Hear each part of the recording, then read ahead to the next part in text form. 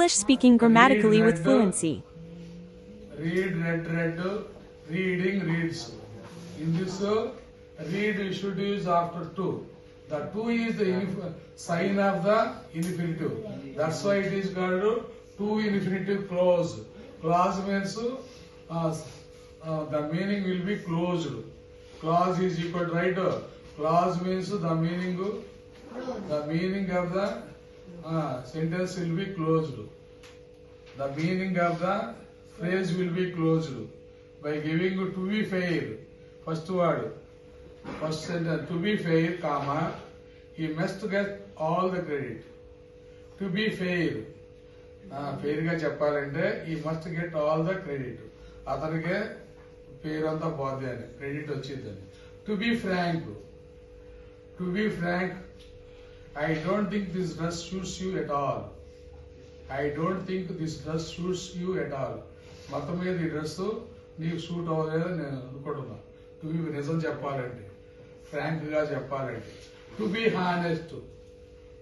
Honest, who don't have enough money for all this.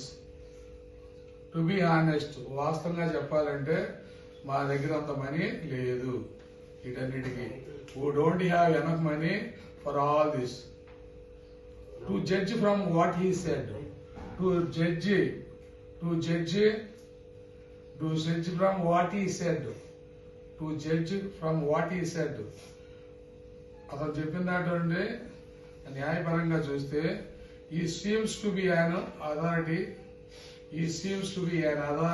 on this subject. ఈ subject మీద అతనికి బాగా అవగాహన ఉందని. To judge from what he said, comma, he seems to be an authority on this subject.